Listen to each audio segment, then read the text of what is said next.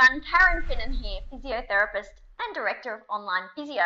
Now, today I wanted to share with you an email that I received last week.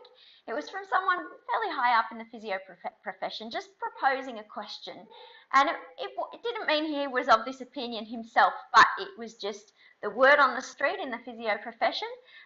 So he wanted to get my opinion on it. And the question that he asked, beautifully and eloquently asked via email, was, is telehealth ruining the physiotherapy profession? Is that sort of skill of the touch and the feel being taken away and therefore sort of taking the soul out of our profession?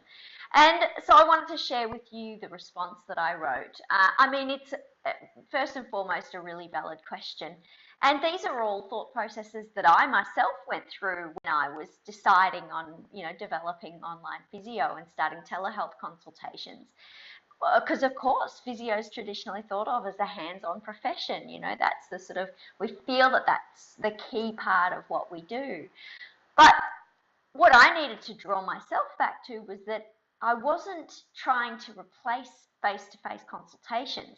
The situation I was in at the time, I was living in East Timor, a developing nation off the north coast of Australia, and I'd been there for 3 years. I'd been helping managing people's injuries, and I was leaving to come back to Australia with my husband Dan. So I wanted to do these telehealth consultations to fill a hole, to give people access to this musculoskeletal injury management where they otherwise would have had none.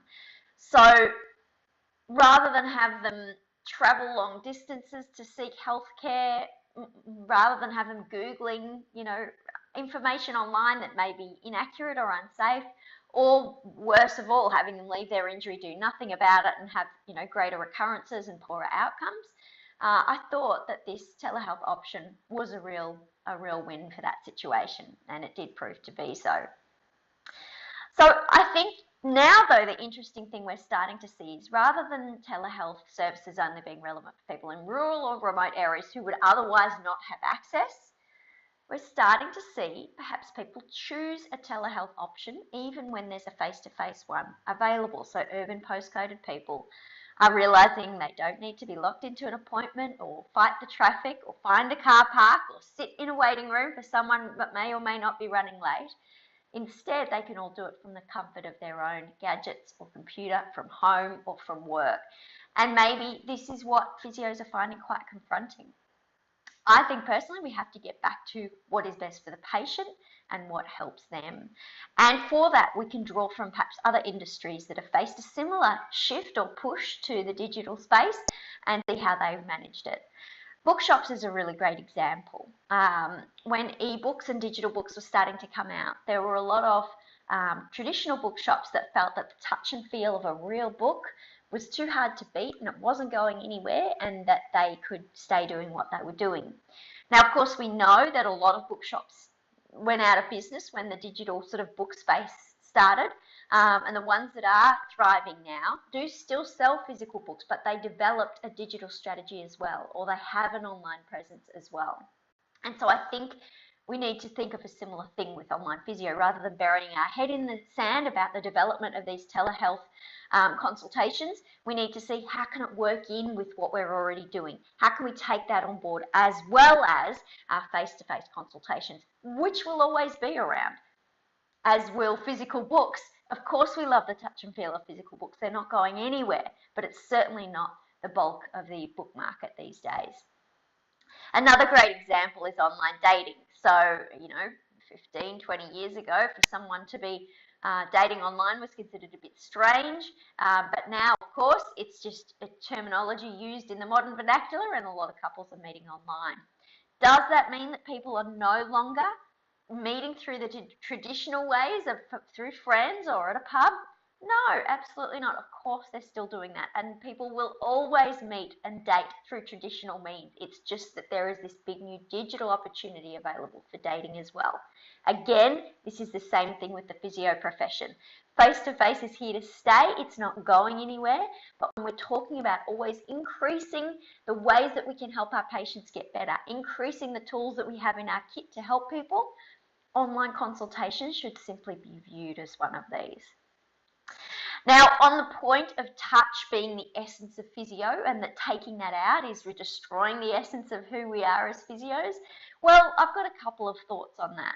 The first is that the physios that I've admired most in my career, it has been for their very sharp clinical reasoning skills, their really warm and lovely interpersonal skills, and also the way they skillfully and beautifully explain the situation to their patient, which obtains buy-in from the patient and therefore compliance with a rehab program to get them better.